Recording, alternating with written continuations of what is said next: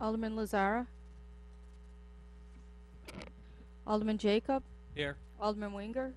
Here. Alderman Catalano. Here. Alderman Sismarski. Here. Alderman Roy Wesley. Here. Alderman Woods. Here. Alderman Eugene Wesley. Here. I declare a quorum.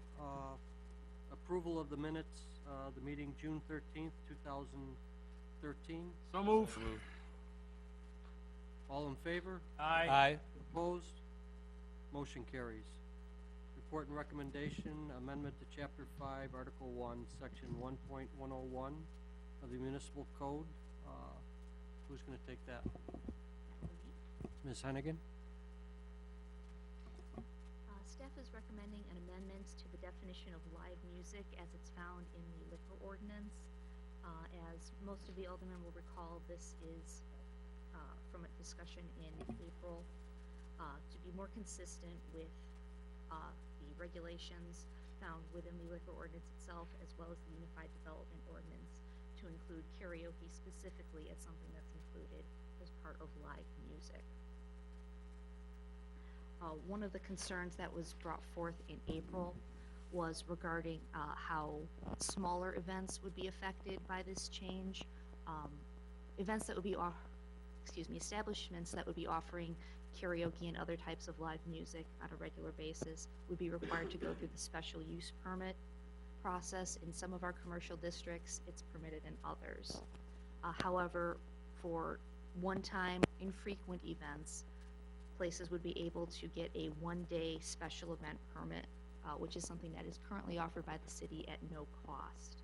So really, the question that we would put to the council tonight is whether or not, or what level we would like to see that to be considered occasional. We have a few types of permits that are issued on an occasional or temporary basis. Garage sales, for example, we offer them up to 3 times per year. We could do that more often, 4 times, 6 times, or once per month. Really, the question is how often would you like to see, someplace like a bar be able to do this and not go through the special use permit process. Are there any questions? Eugene Wesley? I have, the other discussion was about this, is that they would have to go into, in front of Planning and Zoning Board of Approval. That was a discussion too, that it would cost them $500, and if the board don't meet, we discussed that. I don't see that in this. Is this, they don't have to do that? Or are we? If they're doing it on a regular basis, which is more than 4 times a year or more than 6 times a year, however we set that, then yes, they would need to go through the special use process and pay the $555. But if they're only doing it a limited number of times, then that's the free one-day permit. And, I'm sorry. Alderman Wesley? And a one-day permit, that's free. Correct. And who authorized that one? Who gives authority of that one-day permit? We issue those to the clerk's office. So they would have to come in before Friday to get it. Right. If it was for a party or a special event. My question is on this thing is, if they decide to have a party on Saturday or Sunday at the last minute, and they decide to have this, where does that fall under? What fine will they get, or will they not get a fine, or will they just get a warning on this first time? Because I will tell you that there's been times that people have parties and have a band, or have a DJ, and they're loud in music, but how do you justify that in this ordinance to solve that issue? Because I don't see any issue here. If it does happen, is the police department going to go over there and give them a fine, give them a warning and let it go, or how are we going to justify that? I mean, Yeah, that I'm not sure what the penalties are for the violating the no fee permits requirements. But if it is a noise issue, that's something that could be addressed on a nuisance basis separately from the entertainment. so as of right now, there is a 19 in this ordinance saying that if you don't apply for a permit, there's a fine. Shouldn't that be in part of this ordinance, or should it not be legally? City Manager Murmas? In speaking with Mr. Forrest earlier today, kind of reaffirmed what I was thinking. The intent's not to go and look for the banquet hall that's doing this a couple times a year, or the resident. Of course, we'd like them to come in the permit, get the permit. We're not going to go out there and hammer them with fines and things like that. This was more meant to close a loophole in the code for those bars in residential neighborhoods. Could get quite loud, have an annual, weekly karaoke night, things like that. This isn't for the once in a while live music karaoke thing. This is to kind of close a loophole so we have a heavier hammer for the noise offenders. I will Leo the floor. I have one more question. Alderman Catalano, did you have a question? Christine Lingerdos. Mayor, you were next. My understanding, this was more for the bars that are in the residential areas versus the industrial, correct? Oh, yeah, that was the idea. Alderman Winger? So I'm gonna stay on the topic of who's gonna require a special use permit. And with that being said, can a special use be taken away if an establishment is abusing the use? Or once it's given, is it pretty much in place year after year? Or it can be an annual issuance? It can be, a special use once granted does stay with the property unless they violate any of the terms that went along with it. So if Okay. there were conditions granted that it was only limited to certain nights or certain hours, they would need to follow those. Okay, and then secondly, the cost of the permit. So, is a special use always $555, or is there a certain tiered expense, just given the nature of the request? The special use is $555, but then it is on top, of course, of their liquor license fees. So as a follow-up, if the business asked for some relief on that cost based on its musical entertainment, in this case karaoke, would the city have the ability to reduce the cost of that? Or They is it, could consider it on a case-by-case basis. okay, thank you. Mayor, please. To follow up on the $500, that's only if they go in front of the CDC and ask for the variance all year round. That's not for, a couple times a year. It's zero cost. Right, right. What is it, let me sneak a question in here. What is it that changed that we're now talking about? What is the thing or the action that we're trying to correct, or thing that's happening that we're trying to correct with cleaning up the verbiage in this ordinance? We are looking to add the term karaoke to the definition of live music as it's contained in the liquor ordinance. But, and I get that, but why are we now adding it? Are, like, every bar's having karaoke Monday through Friday and keeping every resident up, City Manager Murmas? Yeah, we've encountered a problem in residential areas with certain establishments kind of getting by with this loophole. You've got a pre-recorded track. Obviously, just the track music would be more like a jukebox, and we got somebody singing over it, so we want to count that as live music. They're kind of exploiting a loophole, avoiding, noise violations, and this would maybe put some more teeth into, our bite, whereas a special use would be tied to the liquor license. So it would be a more serious bite if they're not following our rules, continuing to make noise in the neighborhood. This would allow us to, really kind of lay the hammer down on a frequent offender, while right now it's a loophole.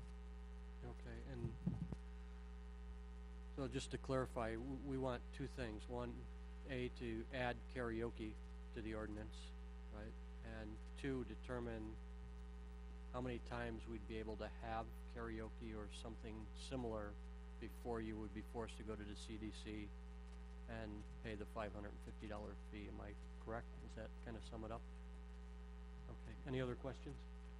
Alderman Eugene Wesley? All right, let's back up here on a statement that was made up here tonight. So they go in front of Lizzie.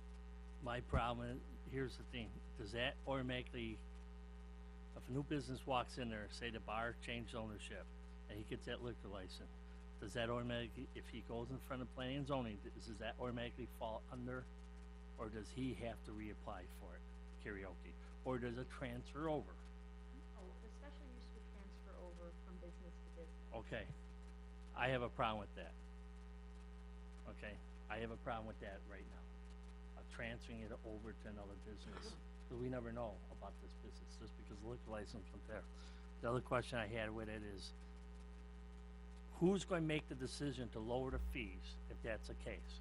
If I'm passing this thing up here tonight and passing the ordinance today for $555, I don't see where it would give the staff a recommendation to reduce it at any type or thing. It would have to come back to the council approval to be reduced. That's right, staff would not have that authority. Right, Well, but am I that's, understanding that right? but that's not part of our discussion, who has the right to reduce or not reduce.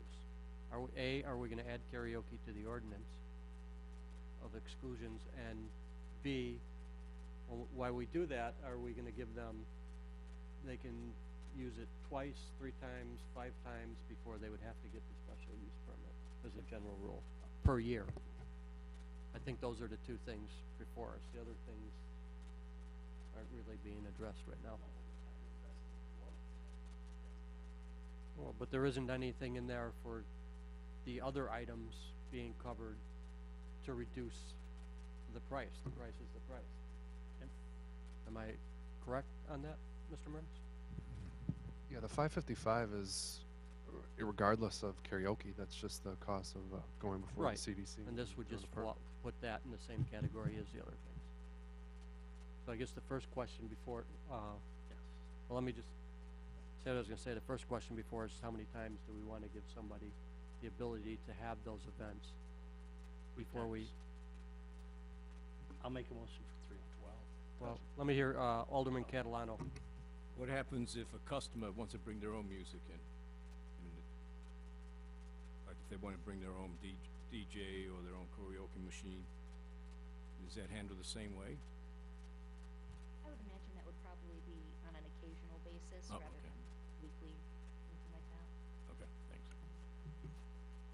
Alderman, Roy Wesley. Who's gonna monitor this? I mean, entertainment is at night mostly. So what do we do? Send our police officers around to see which places are having live entertainment and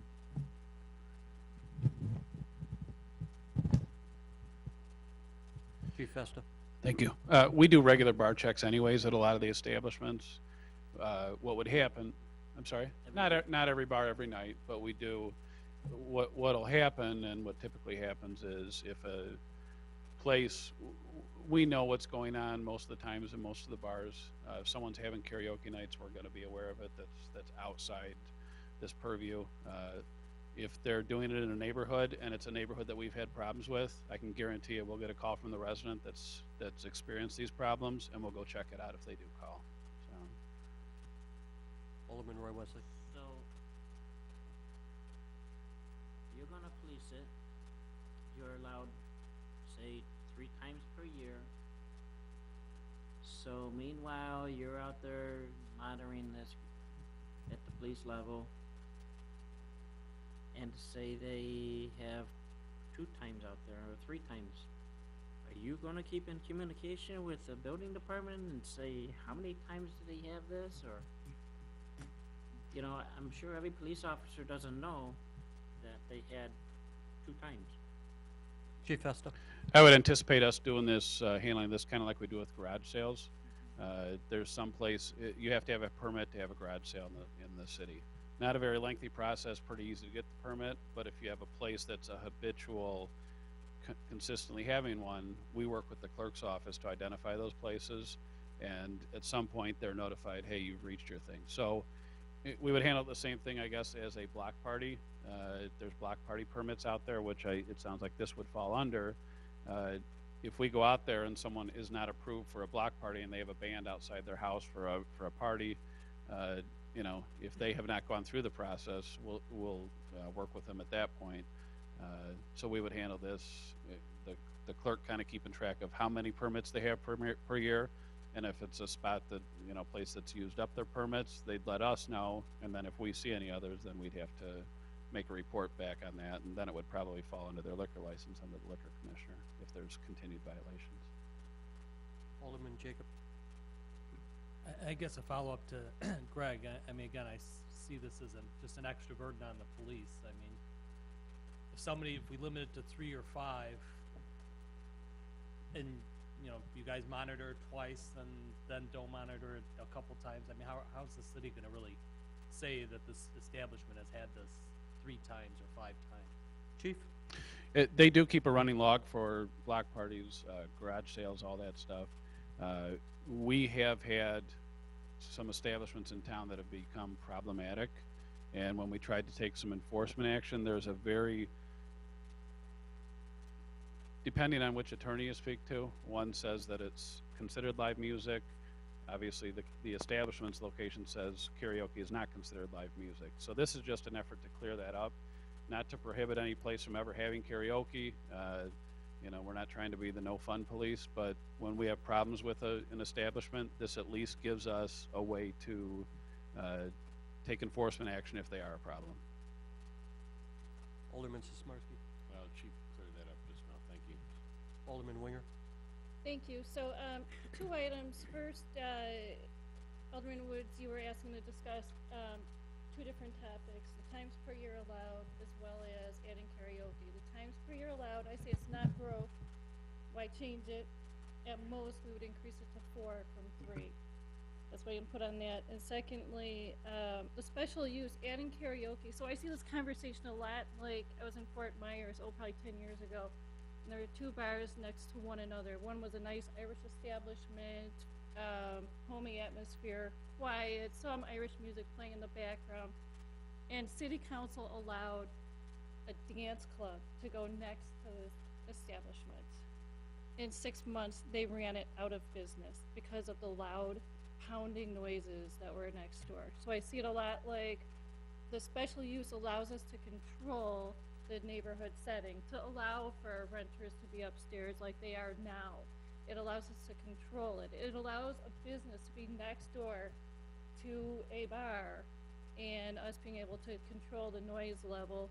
Or when this comes before CDC or council, we'll be able to look at the adjacent businesses and say, will this special use affect the businesses next door? Will it affect the homeowners? So I do like having the lever to be able to approve it and to prevent something like Fort Myers from happening and running businesses and residents out of business and out of their homes. So I would like to see us pass this recommendation for the special use.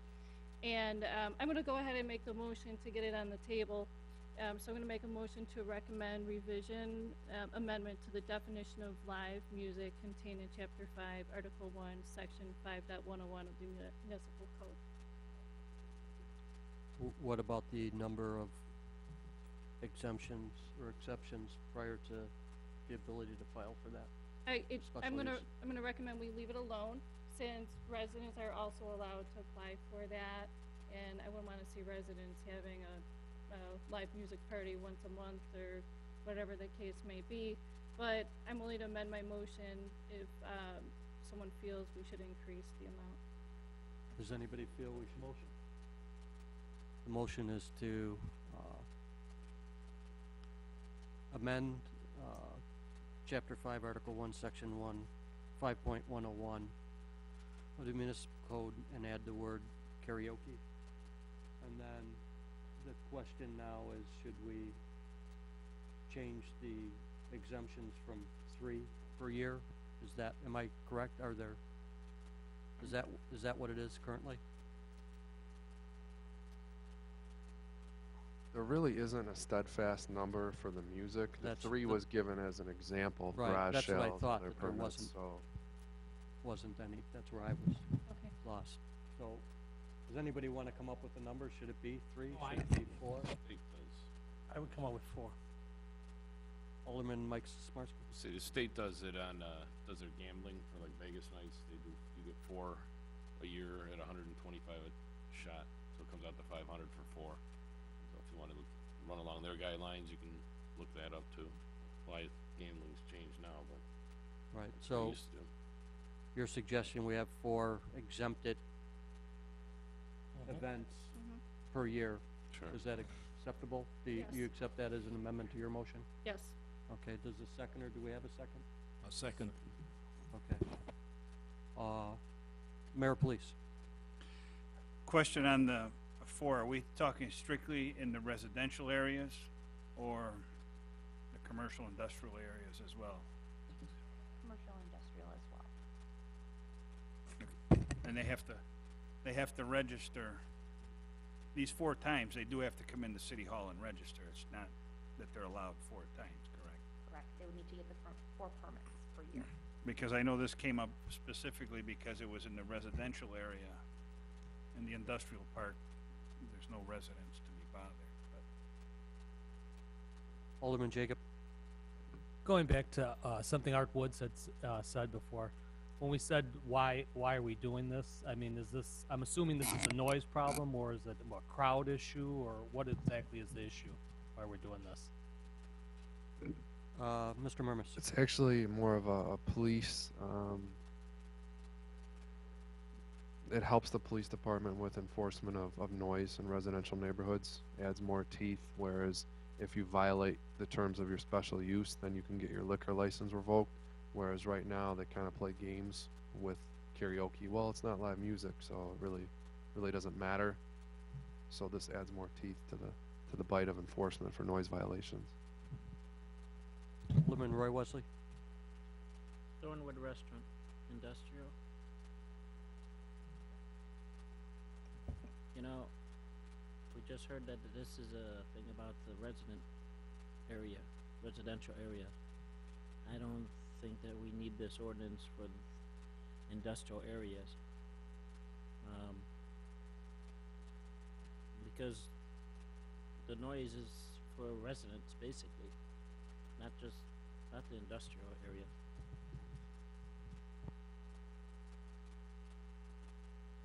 Mr. Murmas? Perhaps we can make a tweak, add into the ordinance some language, this is only in effect within 200 feet or 500 feet of a residential, R1 district, something like that. Alderman Sismarski? Yeah, you're gonna have to, because if it's good for one, one establishment's gonna end up coming in saying that, well, you don't hit them with the permit, but you hit me with the permit. I mean, it's kind of so I think something along those lines of so many feet from a residential zone or a home establishment or a condo. Should we add that to the motion? What's the recommendation? Mr. Murmas? Just one thing regarding Thornwood, in the industrial districts, the live entertainment is permitted by right in those in industrial districts. So in the industrial districts, they don't need to go through the special process before the CDC. It's a special use in C1, C2, and TCB, but it's permitted in the C3 and industrial districts. Wait a minute. Right. Mayor, Police? You just said TCB, but isn't that our Wooddale and Irving Park where the residents are? We should have something that prohibits 500 feet, 750 feet, whatever. Because this really came up because of the residents, not because of the industrial parks. So, I mean, the TCB district is right in the heart of the residential area, so something has to be tweaked. Question. Weren't you saying that it has to be taken out in TCB? C1, C2, and TCB? Was that the statement? Or it doesn't have to?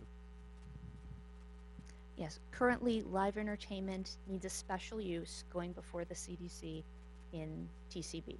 Okay, so that covers what your concern was, doesn't it?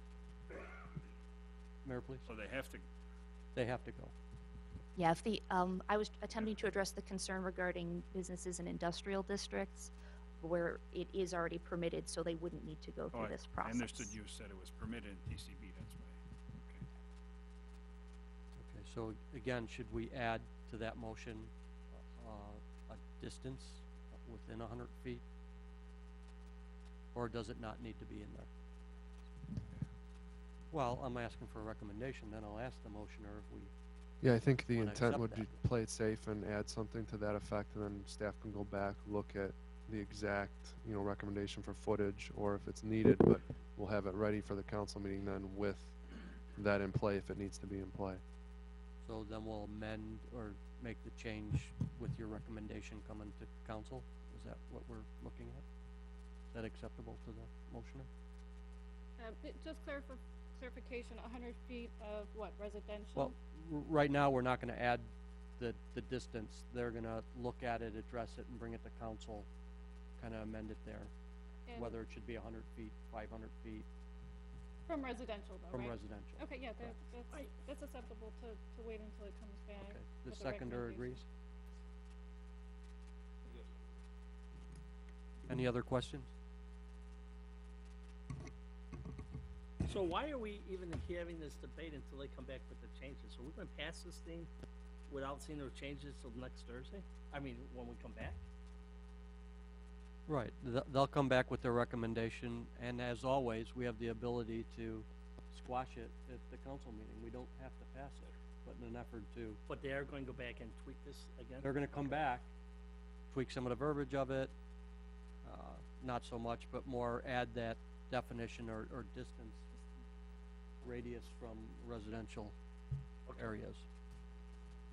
Alderman Roy Wesley. In that case,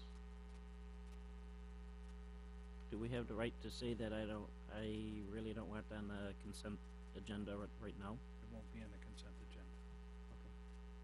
Someone's gotta vote no. No, Mayor, please. we don't have to, somebody doesn't have to vote no. There's an issue, he's not gonna put it on the consent agenda because it has to be resolved. Right, the issue has to be resolved. Any other questions? Alderman Jacob. Just one more question for the chief. As far as you said, it's kind of to help the police add more teeth. I mean, is there anything else the police could do with the establishments that are having these issues other than pass this? Chief? We have worked with one establishment at least to work on keeping certain doors closed or cover air conditioners or any type of ways where sound could get out. We really have been proactive in trying to come to the issues, but when in some locations when there's these karaoke nights, it just seems to ramp it up even more, and it doesn't give us any enforcement effort if we don't have those definite terms as to what's considered live music. Where if you list karaoke, then there's no doubt that karaoke is considered live music. The way I read it, I think because it's a voice projected sound, I think it already falls under, but this removes just any of that gray area. Okay, so unless there's any new questions, I would say let's take a roll call vote on this one. Alderman Jacob, No. Alderman Winger, Yes. Alderman Catalano, Yes. Alderman Sizmarsky, Yes. Alderman Roy Wesley, Yes. Alderman Woods, No. Alderman Eugene Wesley. No.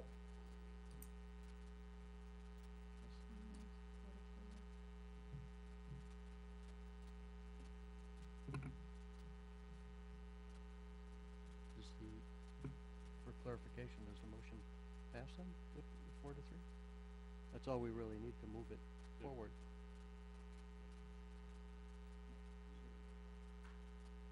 Mr. At the Burns? committee level, I would defer to a simple majority.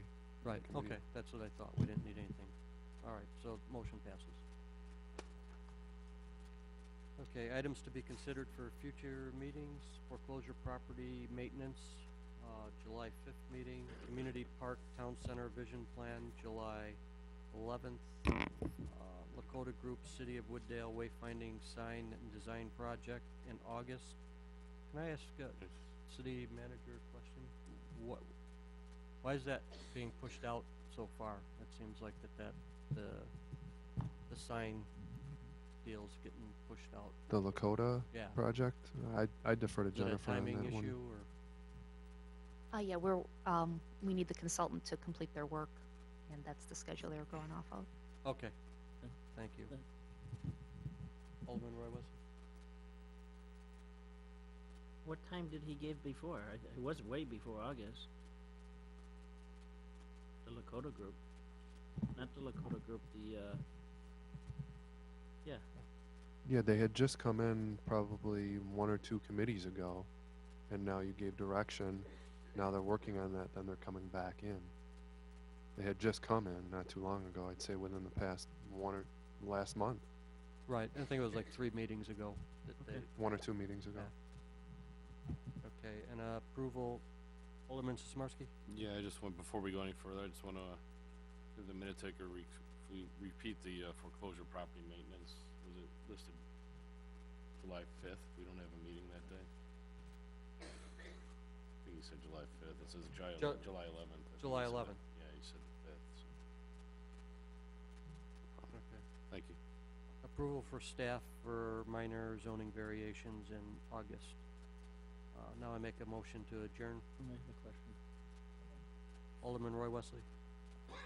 I know it's not fair to you because you're not a department head, but maybe the city manager could answer this question for you. Is there any outstanding bills on your desk or in that department that's over a month old? I will ask every department head that question. Jennifer does not approve bills, so I'd have to defer to John. He's not here. Okay. Second the motion for adjournment. All in favor? Aye. Opposed? Motion carries, we're adjourned.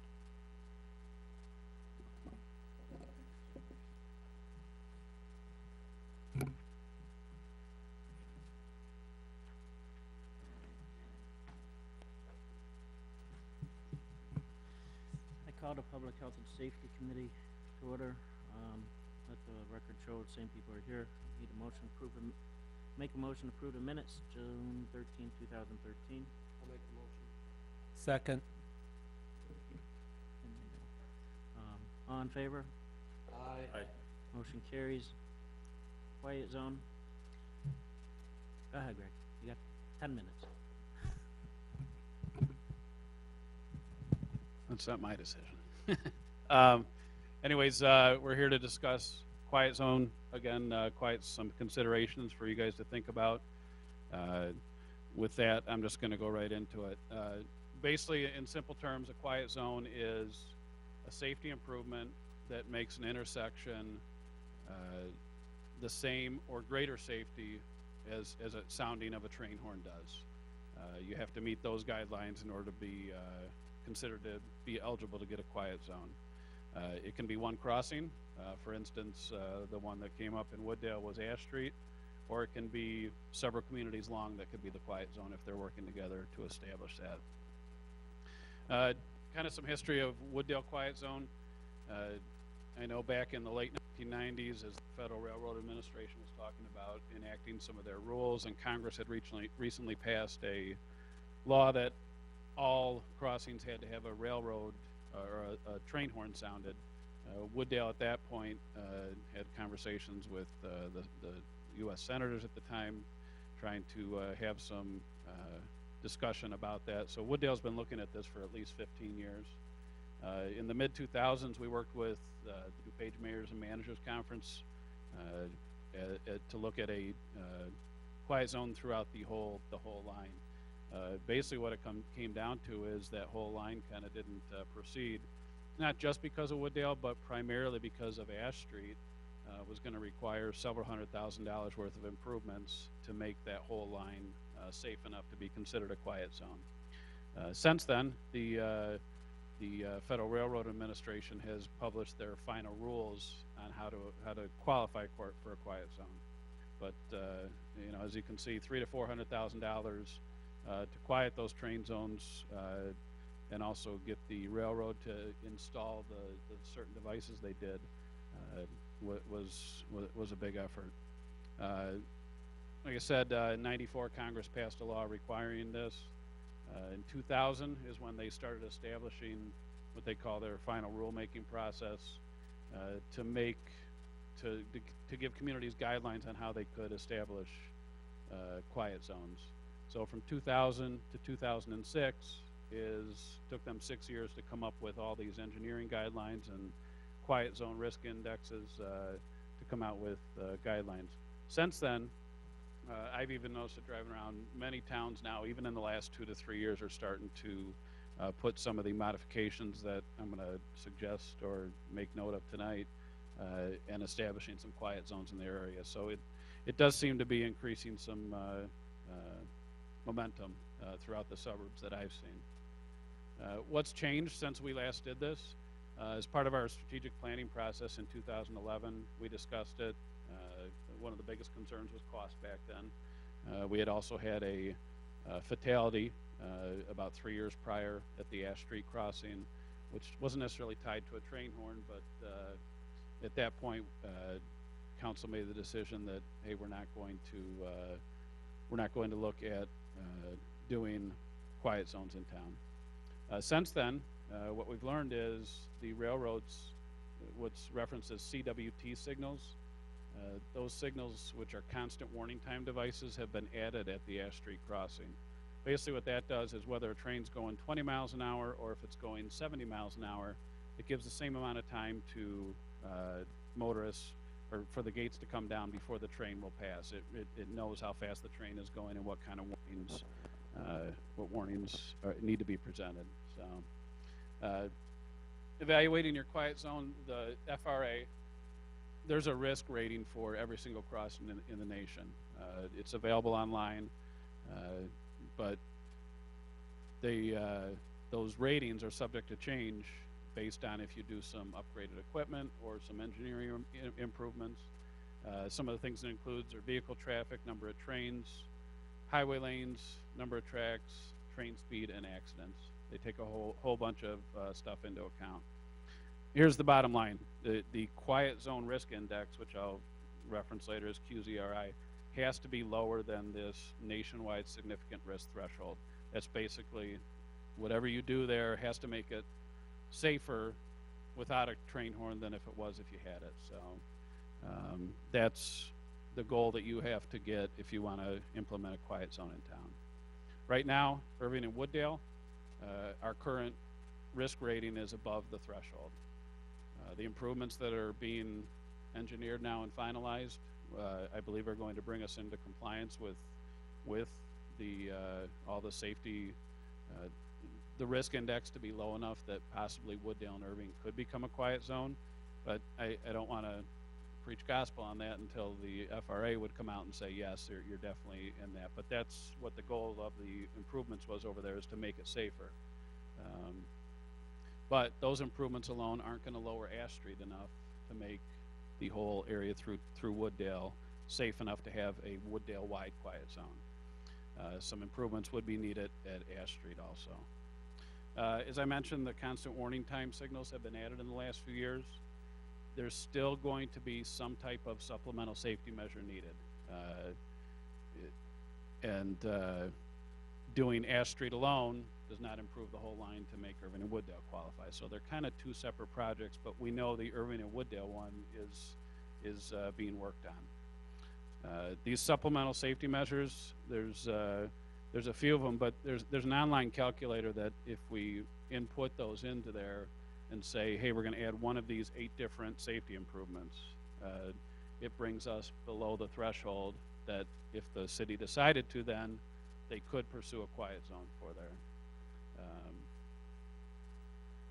Now, because a quiet zone has to be at least a half mile long, it may require that Bensonville gives approval for a quiet zone to extend partway into their town, because if Irving and Wooddale aren't yet quiet zones and Ash Street is, as a train's going westbound, that quiet area as it's approaching Irving has to be, by the time they have to start sounding their horns, it doesn't extend a half mile west. So there is a possibility if you just did Ash Street, you might need to get Bensonville on board too.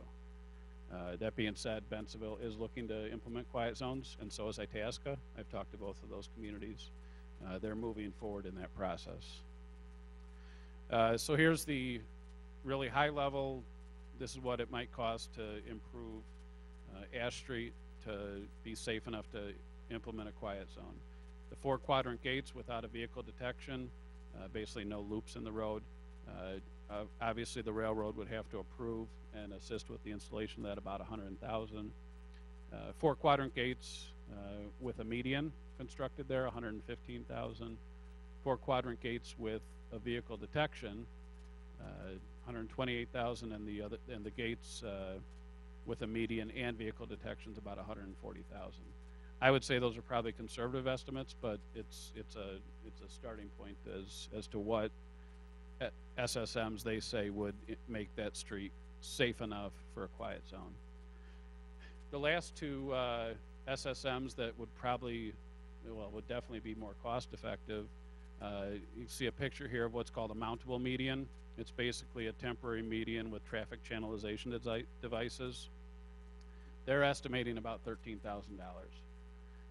Doing that, we are going to have to consider those businesses that are off of Ash Street if we even proceed going down this road, because they're going to only be able to exit one way out of those businesses for 100 feet. So you would have to take into consideration the traffic coming out of the alley, the businesses and all that, but it's not undoable. The other one is and I've seen these in a couple townships in the area. I know Wayne added a couple of these not too long ago, is a concrete median with these channelization devices.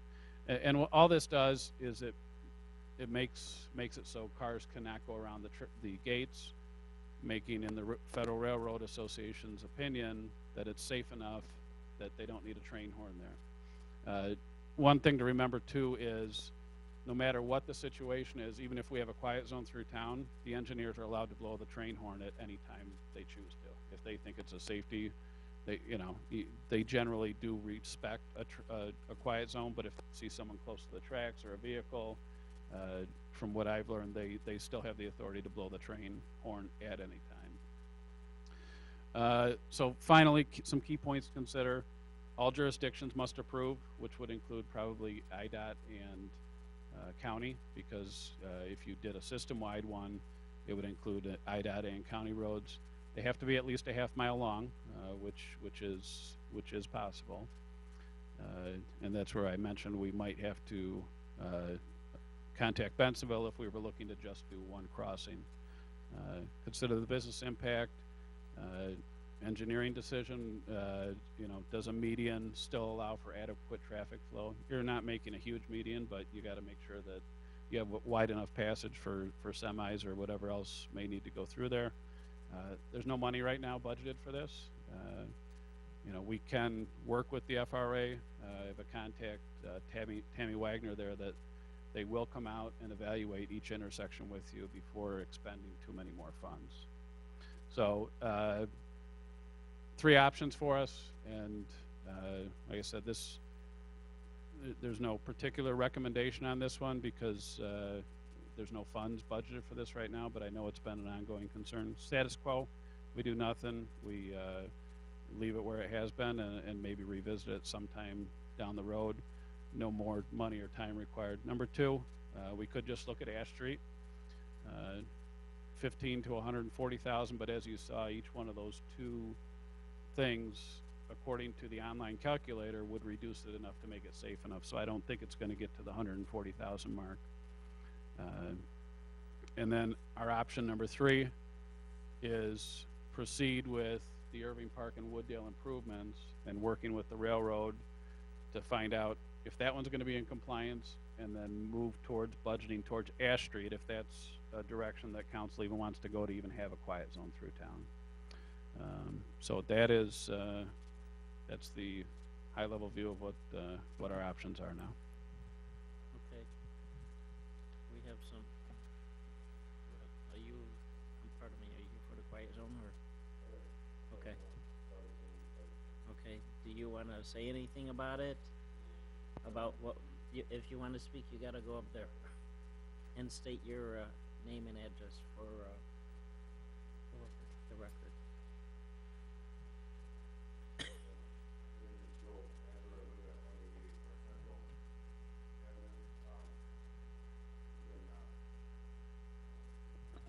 Is that better now? Can you hear me now? Sorry. Bill Adler, 188 Central. I've been after everybody to, introduce this and to get it done. thank you, Chief, for bringing up all the formal attire that we need to get it done with. I think waiting too long after the Irving Park Road and Wooddale Road crossing, I think we need to keep rolling with this and, just keep it, fresh in our minds to get it done, because really, in my mind, there's no room for procrastination. And I know we can start planning things now. And I know it's not going to be done overnight, but I would appreciate, all your efforts, and I have so far, and I continue to do so. And I have my neighbor Mary Ann lives right next door. She's here, and another neighbor Chris, he came in support. There are other people too, but they didn't make it. But anyway, I appreciate everything you've done so far, and I just think we need to keep pushing. Just, the Irving Park's gonna be done when? Next year. Construction season. Okay, so the concern about Irving Park, this is what we're talking about, adding this for next year, for the Irving Park area.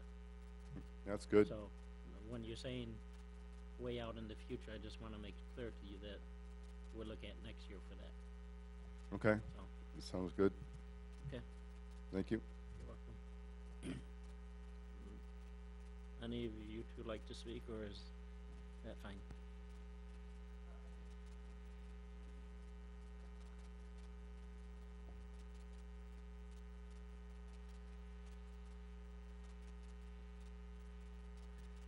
My name is Christopher Young. I'm at 174 North Edgewood, so I'm right near the train. And I can just tell you that I know myself and my neighbors are suffering because it's in the middle of the night and it's screaming, and some of them blare on it without letting up. And I just hope that we can maybe focus on Ash, because I feel that the residents are very close to that intersection as opposed to Wooddale and Irving. I know there's people over there, but there's a lot of people that live right near Ash, right surrounding next to that train line all along there. So I think that for us, we really feel that Ash is critical at this point to address. Whereas the huge intersection at Wooddale is probably, I know it's a huge project. I just want to hope that it just focus on the residents and what we're going through right now. I appreciate it. Thank you, and thank you, Chief, for the research. Okay, now we'll open up for questions from council.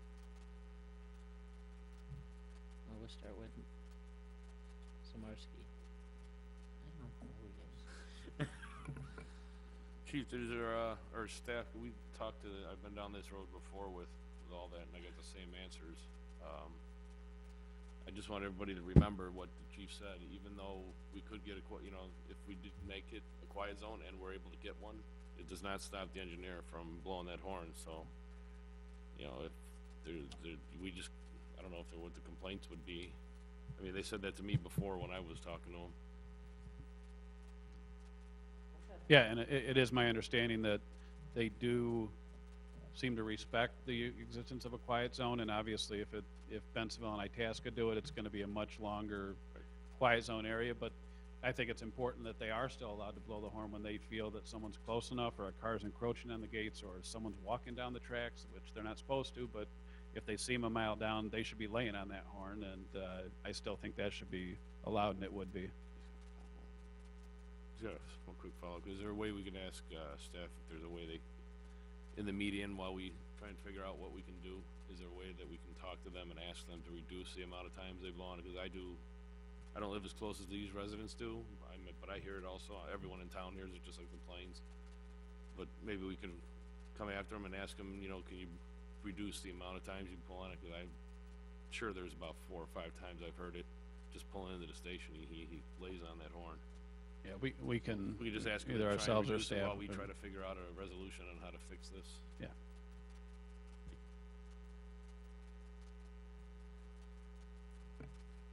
Alderman Art Wood says you're next, Peter. I think you probably was next, but That's okay.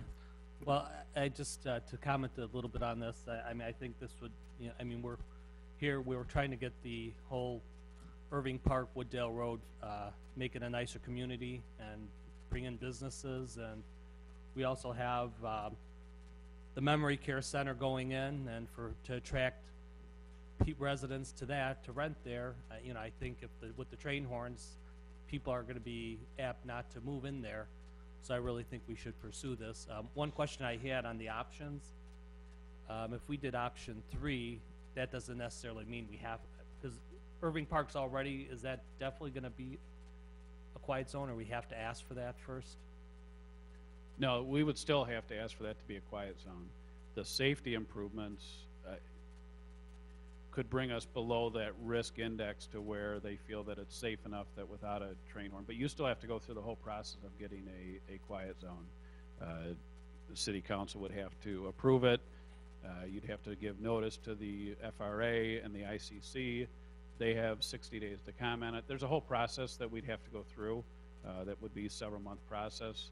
But if Wooddale and Irving is in compliance, then we would be able to ask them for that. Do you know if the gates at the Irving Park and Wooddale Road, are those going to be the gates that conform to the quiet zone? That they're planning on putting in right now? I know for sure there's going to be extended medians, and I believe that it's going to be 4 quadrant gates too. But I know the medians are being extended, which is a big part of this too, is to not allow vehicles to get around. Okay, thank you.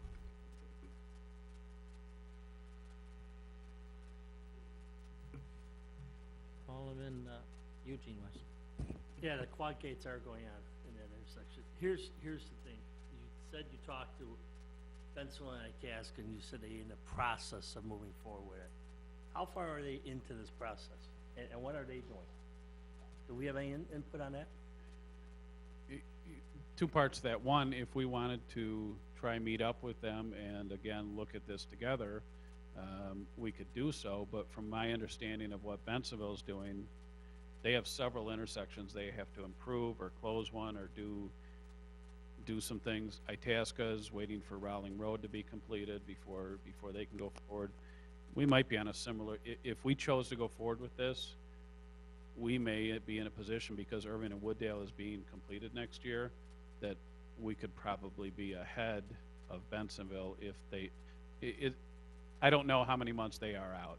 I know they have a lot of work to still do over there. And where does the Prospect one falls under? Is Prospect ours, or is that Itasca? Prospect is Itasca. That was transferred over 3 to 4 years ago, that they took jurisdiction over that. That was a council action. Okay, so can we go back to those pictures of those things? If we go ahead and install those, will that justify possible quiet zone or start it? At Ash Street, yes. So, According to the online calculator with their current risk index, if you put in this type of thing online, but I mean, it's a pretty involved process, they are saying that that would reduce us below the risk threshold that would allow us to start applying for a quiet zone. so if we go ahead and the price tag of that was how much? 15,000. 15,000. I would say double it, because that's the way things seem to always happen. So 15,000 and the whole entire to make it a total quiet zone at Ash Street. at Ash Street. What was it? No, we would have to choose one of 6 or 7 supplemental safety measures. We don't have to put quadrant gates there. We could pick one of those. So It you're ranges talking- anywhere from 13 to 140,000. So you're telling me if we put $13,000 out to put those in, that is going to classify of a quiet zone or possible? I'm not going to give the final engineer's recommendation, But you don't but know. based on my research, if we put in something similar to this, I believe it would bring us into a safe enough compliance that we could apply for a quiet zone and get approved at Ash Street. So my question is for $13,000 to put those in, to try to get us to that quiet zone. See, up here, I think that will be foolish to not even try to go that route before going the whole boat, but the quad gates are anything. I mean, if that could justify a possible quiet zone for us, for 13,000 versus whatever it's going to cost for quad gates and everything else, to me, that's a no-brainer. Well, here's my thoughts. If council gave direction for us to spend a little bit more time on this, and we do, that would allow us to work with the FRA through the budgeting process up until this next budget year. You know, so by November, December, they should be able to tell us what, if that would make us in compliance, and if you chose to, you could put it in the budget process then. Okay, we guess We would know ahead of time before putting that, they wouldn't make us put that in and then go, oh, no, that doesn't make you qualified. They would give us word ahead of time whether that'll lower us enough. So then my opinion, hang on. The mayor wants to intervene here for a second. So go ahead. You wanna add into this?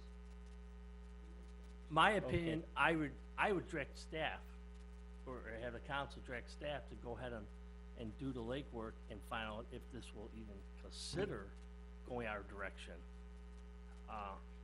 And I also would direct staff is try to get with Itasca and Bensville and see if you could do a grant of this whole project. But I would really like you guys to spend the time and see if we could do that.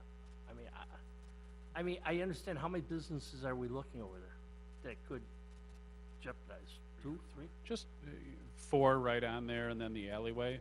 It doesn't mean they wouldn't be able to get out, it just means they couldn't cross in that 100 feet. They'd have to go either south out of the businesses on the west or north out of the businesses on the east. So for 4 or 5 businesses, I'm sorry. I have more residents that live in this committee.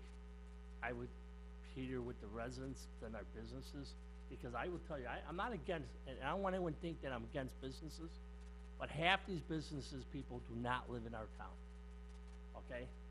So my opinion is, let's look at going this direction and see what it's going to cost. I mean, I'm sorry, I like businesses in town, but again, I have 13,000 residents that live in this town, and I think it's in our best interest to look that way. These type of businesses, I don't know if they'd be even opposed to it. It's just, we gotta, I think we should consider them as we move forward, so. Okay.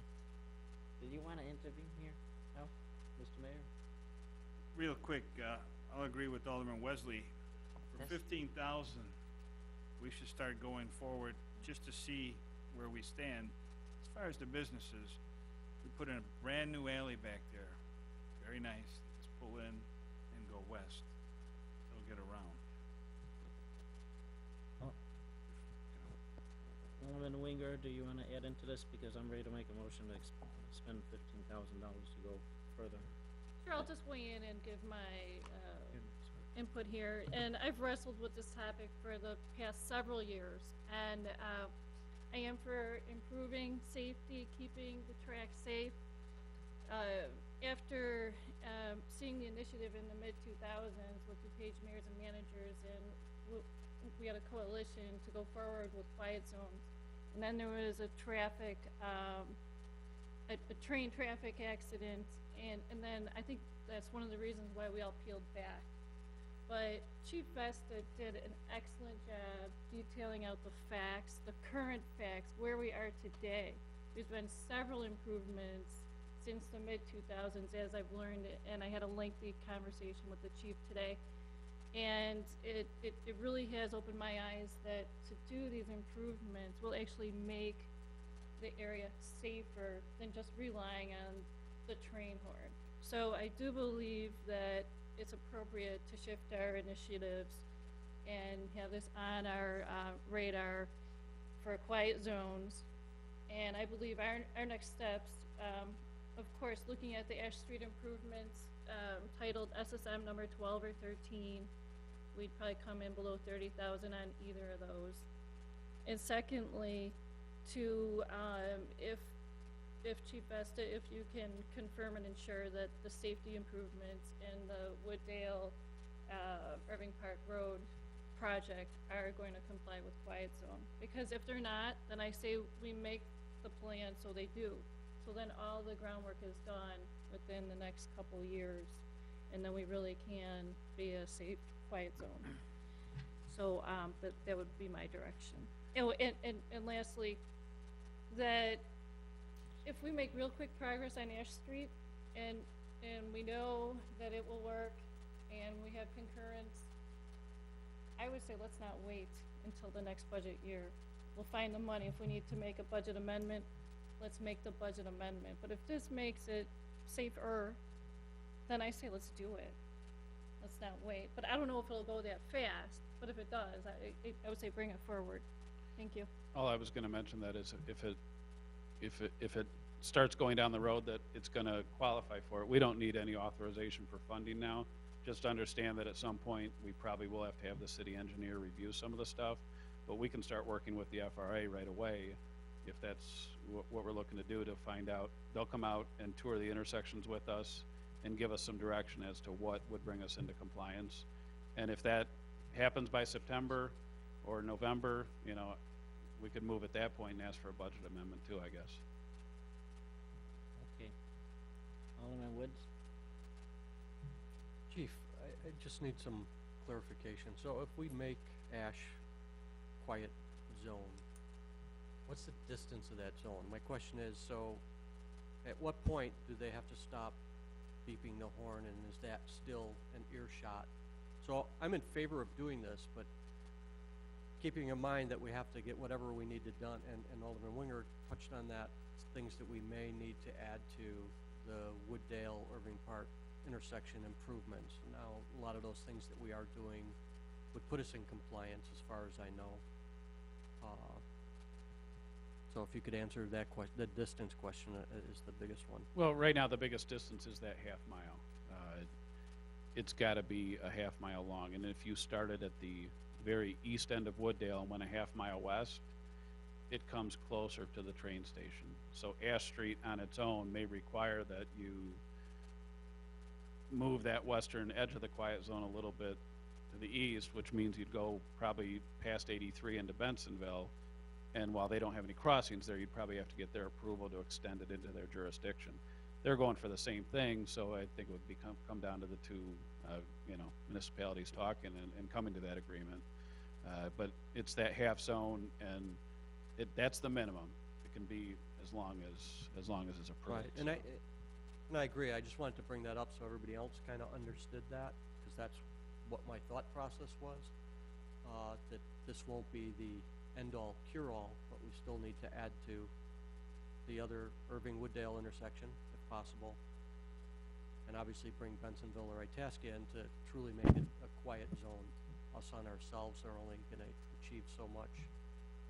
And the other question I wanted to, when we're looking at those unmountable barriers, if you will, you know, are we taking into consideration maintenance issues and plowing and all those other things? I don't want it to be because that's the cheapest route to go, that, you know, we throw into that, and then all of a sudden a year later we go, that's the worst idea we ever had. So if we could also research completely the cost of the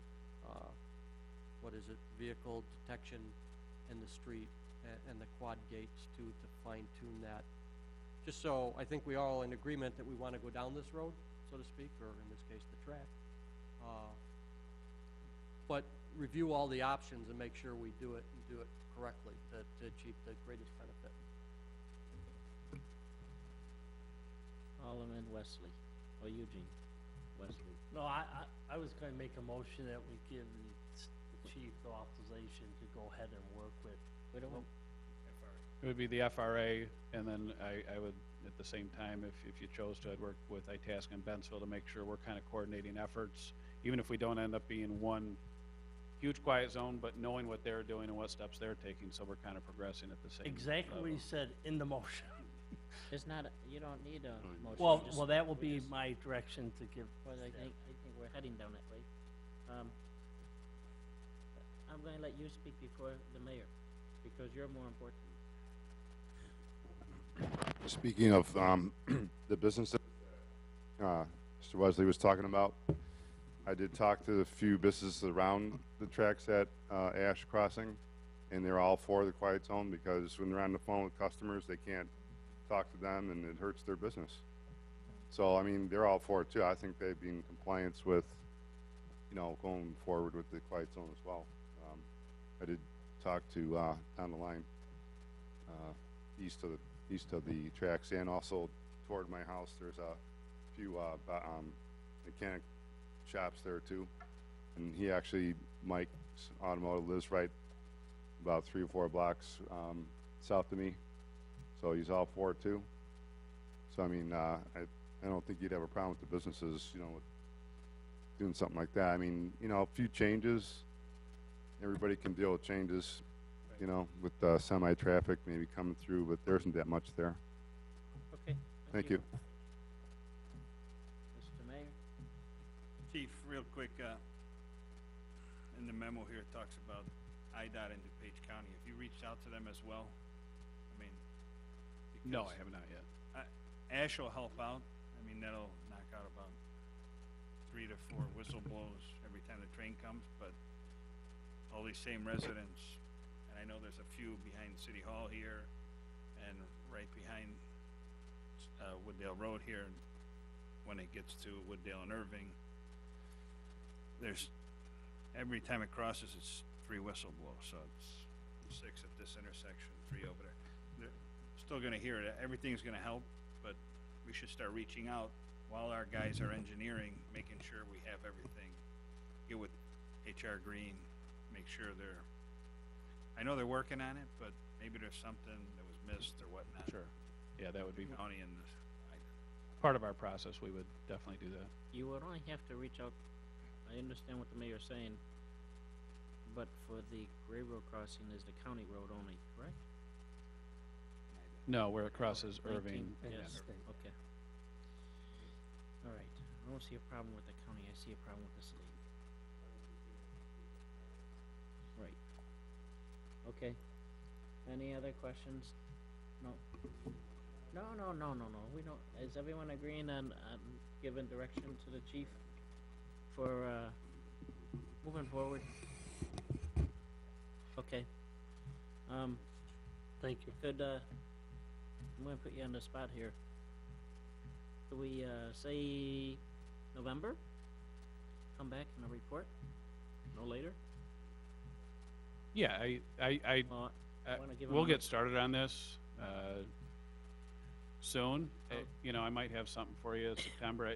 As soon as there's a development, even if it's just a memo in the Friday packet, I'll Uh-huh. keep you updated, and then we can come back to when there's a significant development. How about so. give us an update in September, Sure. wherever you are? Yeah.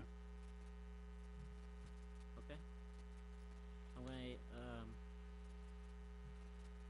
ask you the same question. There's no outstanding bills on your desk within the last month, right? No.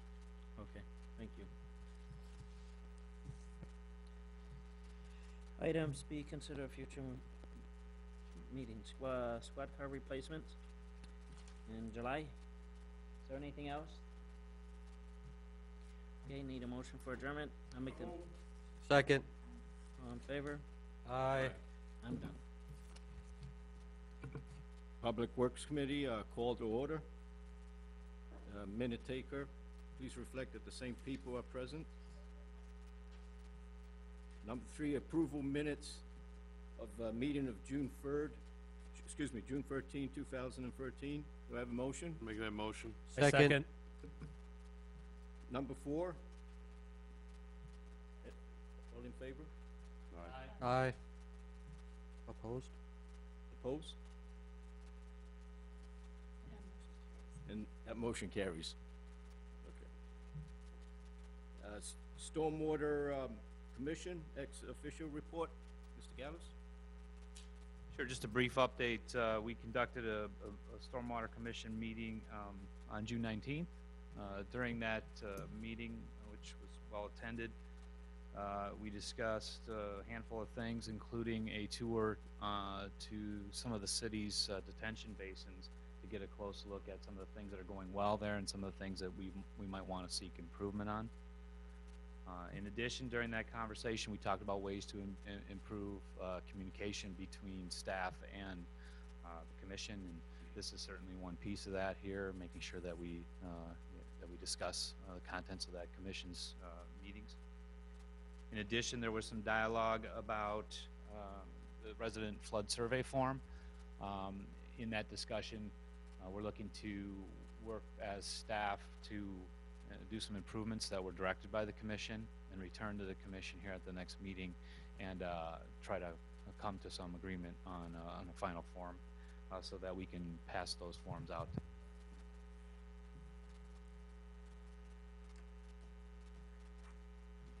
Yeah, manager also reminded me that that form will be sent in our utility bills as a means and mechanism to make sure that it gets to everybody in the community that's available.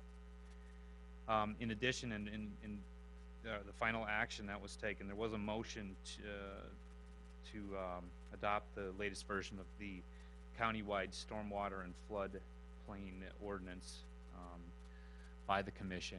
That was something that was asked of us, or of the commission, by the council. So that action has been taken, and they did make a motion to accept that. Are there any questions or concerns about the Stormwater Commission? Alderman Wesley? I have one question. Since the stormwater adopted it, and that was my ballgame that I went back to stormwater, why was that on our agenda to pass for tonight? I mean, that was a whole key there. Mr. Nervous? You should remember this. You requested that it go straight to council, so we wouldn't waste time at committee again. We should bring it straight back to council for approval. Kind of fast track it. You're right. Apologize.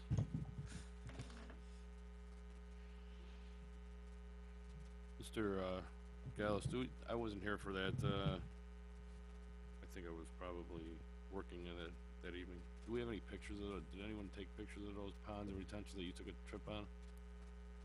You know, there was a variety of us that have taken pictures. If you'd like to Anybody has collate any? that and Yeah, send that to people, we can do Anybody that. has any, or ask staff if there's any I can see? I think it's, you guys went on that trip while I was working a different shift. So I don't think I saw any of those that Sure. we were talking about. Mr. Wesley? That one pond that we looked at today, that we own, I really would like the building department to pull out that code, that building of those buildings and our engineering on those ponds.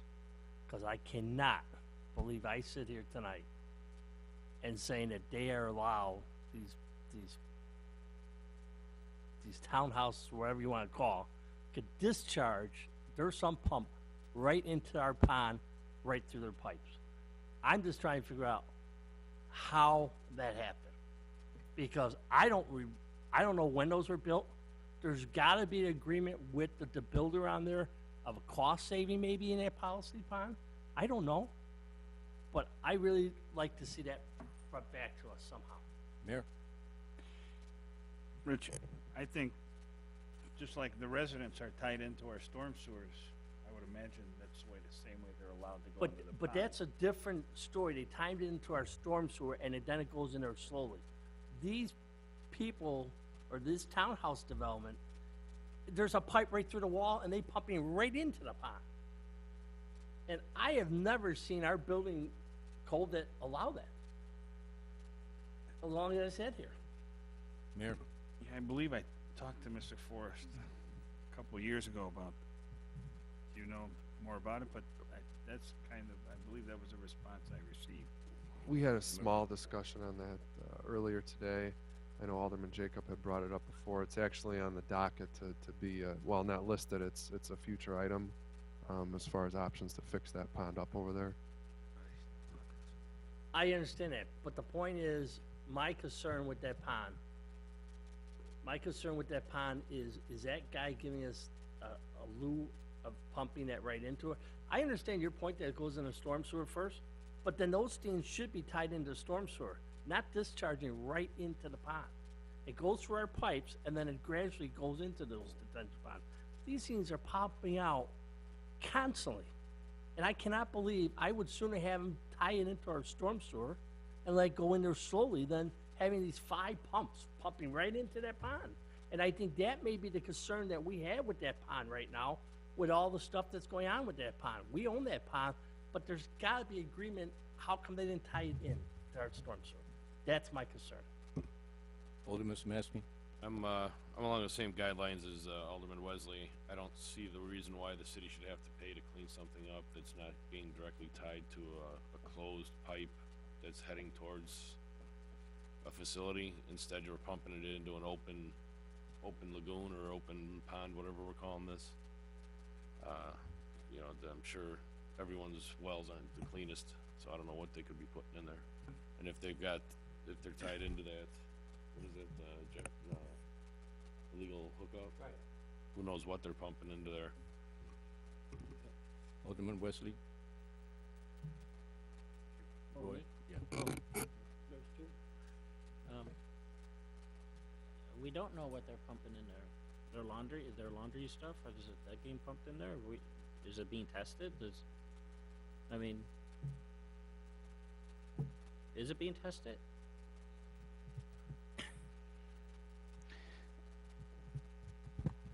You know, I wasn't, you know, certainly with the city when there was the development was made.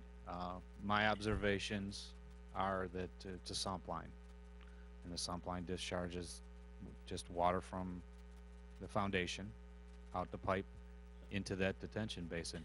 But I think, as the manager commented on, we're going to have more of a discussion about this as more information is collected, and I think you know, these are the great questions for when we present that information. So, could I ask when we can have a discussion about this? I mean, are we gonna have it at the next committee meeting? I have a concern, now that I'm hearing about this here, I have a concern of what's being pumped in there, and how often are we, I mean, we're maintaining it, we're cutting it and everything? I know Mr. Forrest had a conversation today with Baxter and Woodman about this. We're trying to fast track it, possibly on July 11th, but I would think for sure the next committee after that we'd have something, but possibly on July 11th. Well, is it possible that we could go out there and test this, make sure there's nothing going into this thing? I mean, I'm concerned if, When you have a sump pumps are tied in to the storm sewer normally. We don't test everybody's water that they put from their sump pump into that system. So it's a common occurrence. In this case, it's an uncommon occurrence because it discharges, instead of into a pipe, it discharges into a basin. But people's sump pumps sometimes leave their house and go on a hose and discharge in their front lawns, and sometimes in their back lawns. And I think today our ordinance, and John Forrest would have to speak to this, but we would encourage people to discharge onto their front lawn today. I would understand, I'm sorry, should I go on here? Mayor? Oh, I guess I can. Well, Continue with my question. real quick, Maybe I we come can back have to Mr. Kittleson check that out. I know we've had him check out other storm sewers because there was a stench coming from the storm sewer. We've had residents call in, and at that point, the gentleman had a septic tank that was draining into our storm sewer. So naturally, that resident was fine. But it's a simple test. Brad can do it quickly. Yes, we can do that. Just one comment. Alderman Wesley had talked about cutting the lawn in there. It's basically a mud pit. So you can't cut the lawn in there. That's why I brought it up, that something needs to be looked at with the pond. Thank you. Could I continue? Sure.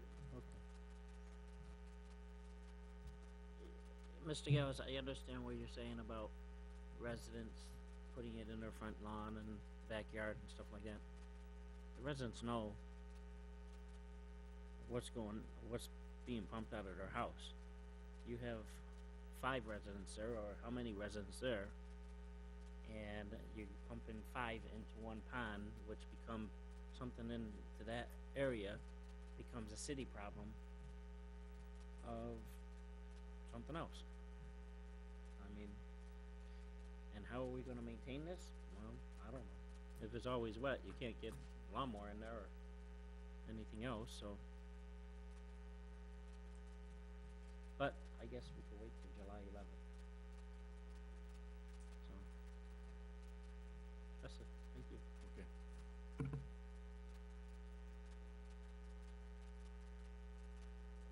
Okay, thank you.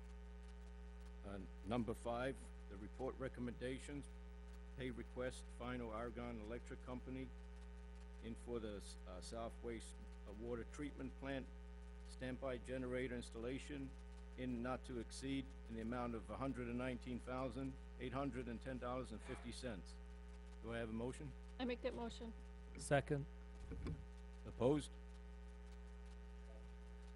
All in favor? Questions?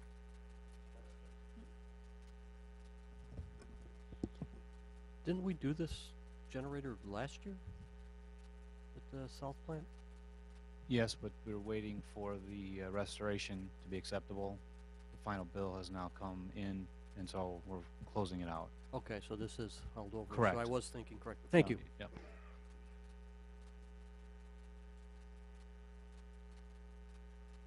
Anything else on that? All in favor? Aye. That passes. Opposed? Now passes. Number 6. Report, recommendation, pay request, final number 5 Port Construction Company for 2012 street improvement program in not to exceed in the amount of $112,662.64. Do I have a motion? I'll make the motion. Questions? Roy, Alderman Roy Wesley. Thank you. Were there things taken out of here because, out of their punch list that they didn't complete? The punch list that was provided has been executed, and to the satisfaction of the engineer, the attorney, and the public works director. I have one, like, carry on. Yes, go ahead. Am I understanding some of the, I don't have the bill in front of me here.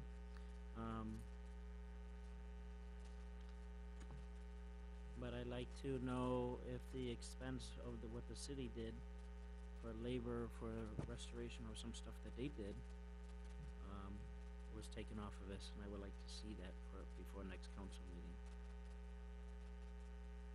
The items that were executed by public works staff were included in the documents that you got during executive session.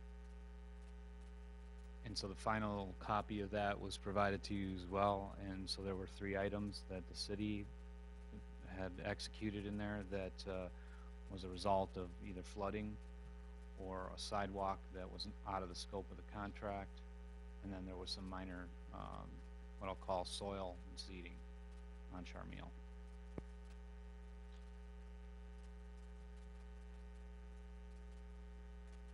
I'll drop the there resist.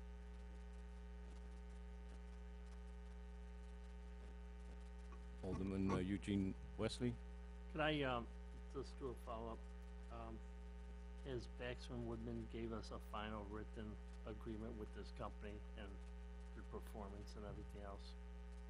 It's in your packet tonight, as well as a waiver from Plody, finalizing this contract, and I'd advise you to maybe take another look at that as well, but I think that will bring this matter to a close. And it's and has all those documents been put in the file and secure if we close this thing out? Yes, sir.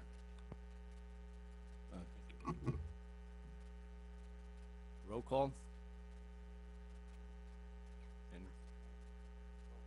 No? Roll call? Alderman Jacob, Yes. Alderman Winger, Alderman Catalano, Yes. Alderman Sizmarsky, Yes. Alderman Roy Wesley, Yes. Alderman Woods, Yes. Alderman Eugene Wesley. That passes. Still passes. I will say yes on this. Hallelujah. That passes. Number 7, items to be considered at future meetings. A, property maintenance, the city-owned property, that's for July 11th. And B, Emerald Ash Borer, that's in August. Any other items? Alderman Zamaski? Yes, sir, there's a question for Rich Gales, Mr. Public Works, and for the city, I guess. Is there anything way we can direct staff and look into this ban on coal tar surfaces, the sealants? They're saying they cause cancers. So I don't know if we use that or if anyone, a lot of cities are putting bans on those right now. For that, NTL Lawrence Smarsky. Alderman, Roy Wesley. The questions to Mr. Gow is the same thing that every department head's been, that I'm asking. Is there any outstanding bills over a month on your desk? But I asked, since this is the last meeting, I'd like to ask the city manager if there's any outstanding bills more than a month on his desk. Thank you. Alderman, Jacob. Just asking to put the Potter Street, retention pond on the minute. It's already on there. Okay. Alderman Eugene Wesley. I just want to commend the Public Works Division on a storm that happened to rip through here. Not today, because we've been getting quite a few of them. The other day, we had some trees come down, and I would like to commend the Public Works Division by going out there and removing these as quick as they did. I believe we had one blocking a Reed Park Road. We had a few other ones, so I think we were on the right direction to solve this issue. Today, we had another storm rip through here, and I will take my hat off to all the department heads tonight, the police chief, Jeff, and Skellis, and we did react to the storm that ripped through here about 5:40 this afternoon. We did survey the whole entire city, majority of the city. We split up and we looked at the whole entire city. We were in good shape. So I would commend the staff on this one too, that I think we have, the policies that we have set during a storm situation that has hit our town on and ongoing has been in good play, and I think the staff has followed the policy to the best we could. Oh, and then the county, I believe, is opening the reservoir tonight. We placed a proactive call at the county, DuPage County, Stormwater, to see what their game plan was with the sporadic nature of the storms this week, where a lot of the rain is focused north of us, but we're still feeling impacts from everything coming, downstream. They are still planning on opening the reservoir at 676 elevation of the creek. As of right now, we're at a little over or around 675.8-ish, give or take. So they have had staff meetings internally over there. They're ready to go. So at 676, the gates will be open. So if we continue to move up with that elevation, which we probably will, then the gates will be open potentially sometime later tonight. Alderman Art Woods. Yes, this is to Jeff or Mr. Gillis, whichever. In Planning, Zoning, and Building Committee, future item is foreclosure property maintenance in July, and then in Public Works, future item is property maintenance on city-owned property. My question is, why do we have them separated, and shouldn't we have this talk combined? Shouldn't we all be meeting the same standard, whether it's property in compliance, foreclosure property, city property? We should be all maintaining the property at the same level or same standards, I would think. Yeah, that's kind of why we sync them up for the same night. Foreclosure on properties, I guess possibly a little bit different scenario, a little bit different discussion of our internal game plan about how we want to go about maintaining our city-owned properties. So there's a little bit of a disconnect there, but that's why they are on the same night, if there's any connection. Okay. I just got one thing for Jeff and the staff. Thank you for keeping the pressure on ComEd. There's been an outstanding difference in power outages, especially with the numerous storms we've had this year. That I haven't been getting that many phone calls about outages and the severity of those. So thank you. Don't let up, though. Alderman Roy Wesley. Make a motion to adjourn. Second. Motion carries. All in favor? Aye. Thank you.